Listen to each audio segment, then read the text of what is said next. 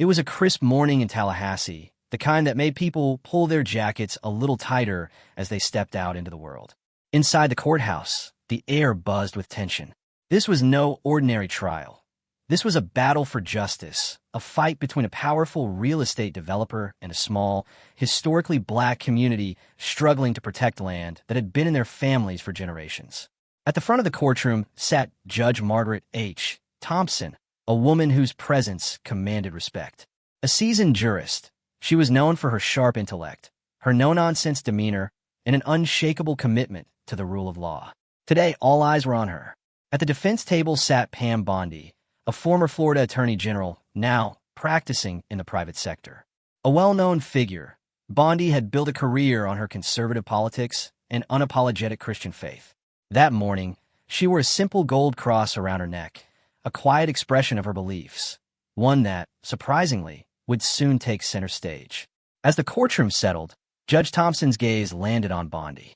There was a brief pause before she spoke. "Ms. Bondi," she said, her voice firm yet measured, "this courtroom is a place of law, not personal expression. While your cross is undoubtedly meaningful to you, it does not belong here. I must fine you for violating courtroom decorum." A murmur swept through the room. Bondi blinked, momentarily caught off guard, but she remained composed. She nodded respectfully, reached up to remove the cross, and tucked it into her pocket. Without protest, she paid the fine, and the trial began. A legal showdown. The plaintiff, a wealthy developer with a team of high-powered attorneys, argued that the land was legally theirs. They cited decades-old deeds and zoning laws, presenting their case with the confidence of men who had never known defeat. They framed the community members as squatters, an inconvenient obstacle to progress. But Bondi was unfazed. She stepped forward and painted a vivid picture of the community's history. Families who had lived on this land for generations, children who had played in fields where their ancestors had toiled, a culture and heritage rooted deep in the soil. Yet, it wasn't just sentiment. Her legal arguments were razor-sharp. She cited obscure case law, methodically dismantled the plaintiff's claims, and exposed glaring inconsistencies in their documentation. She called in expert witnesses who testified to the land's historical significance, proving that the community had maintained and cared for it for over a century. When she cross-examined the plaintiff's witnesses, she was relentless, leaving them scrambling for answers. A pivotal moment. Midway through the proceedings, the plaintiff's lead attorney made a fatal misstep. He argued that the community had no legal claim to the land because they had never formally registered it.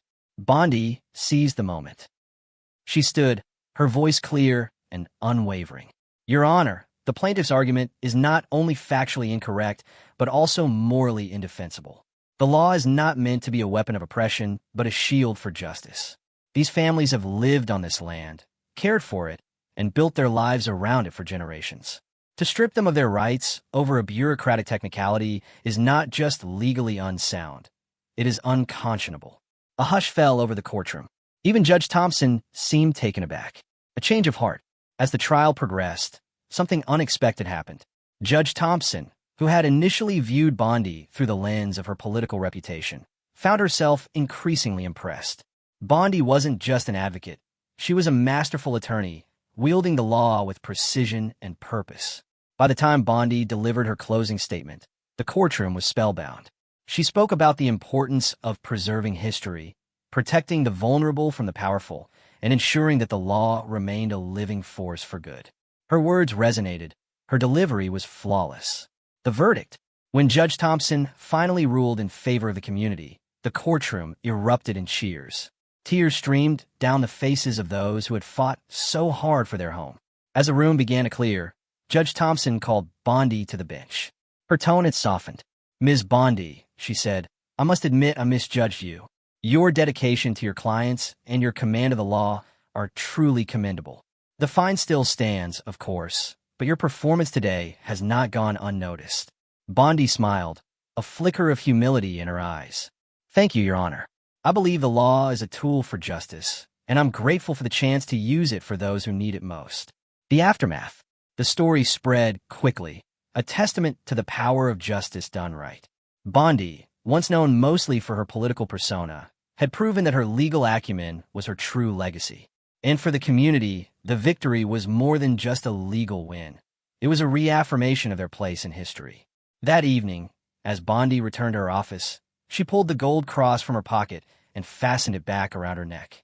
It was a symbol of her faith, yes, but also of the day she had fought, not for politics or power, but for something far greater. And she had won.